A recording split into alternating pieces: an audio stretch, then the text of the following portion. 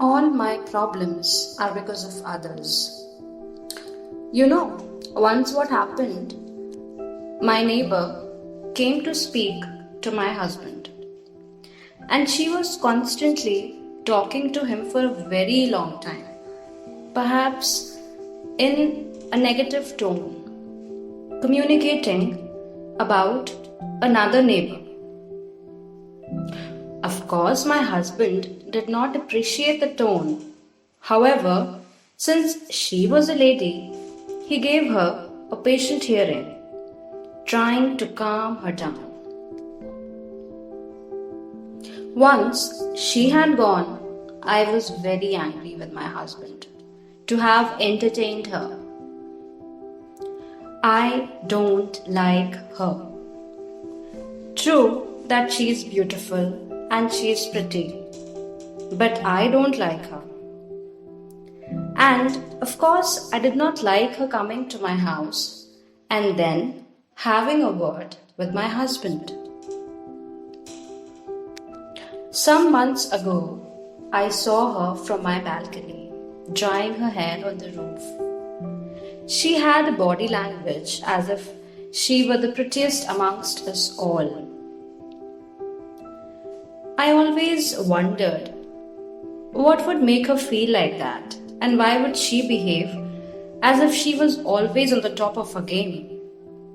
Why would she always be the one of those who were only concerned about their appearances?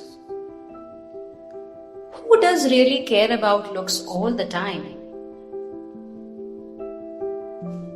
The world today is focusing on the mind and about intellectual capacity.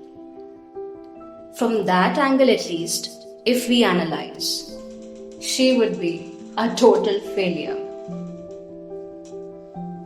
No matter how she looked and how she behaved and how she even talked, I would never appreciate her for her face. I would never like her coming to my home or having a word with anyone in our family. The moment I would see her, I would have a negative vibration in my mind automatically.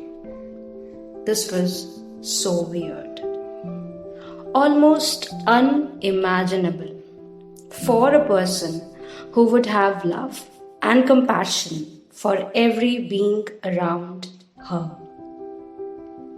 Well, anyways, my husband returned after ending conversation with her. I naturally bombarded him with a bunch of questions as to what and why she had come, and why would he hang around for so long.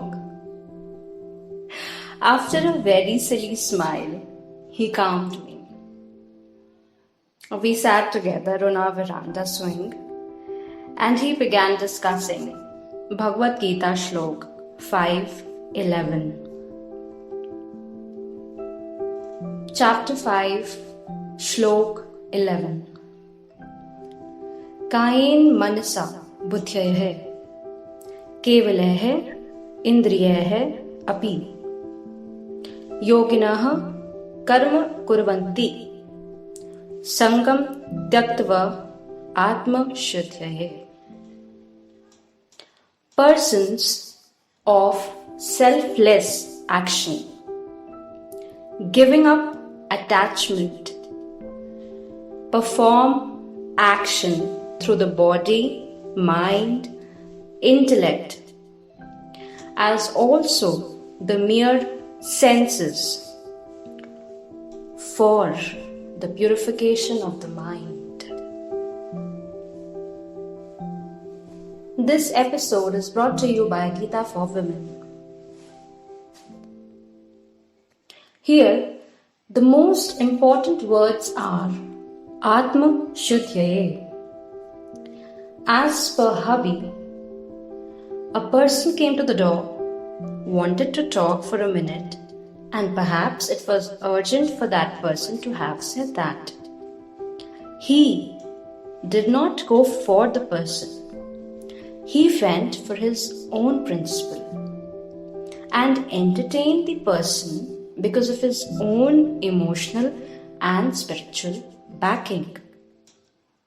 If he would have wanted, he would have definitely told that he was occupied and could not have talked then, or would have told that he was going elsewhere. But it neither is the etiquette nor is that the way we should have been with somebody coming to meet us. It is not evident before an event that some action may be ridiculous or a total time waste. Why perhaps I was getting irritated was because my focus was on the other person and negative aspects connected to that person. That is what perhaps my husband was trying to tell me. Why would I, after all, even before the event occurred, focus on something outside? Why?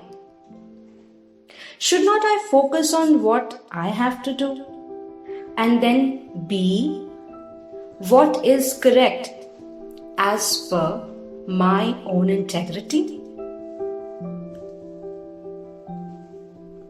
So, integrity in all our actions is a byproduct of self-purification within our consciousness, which we don't see.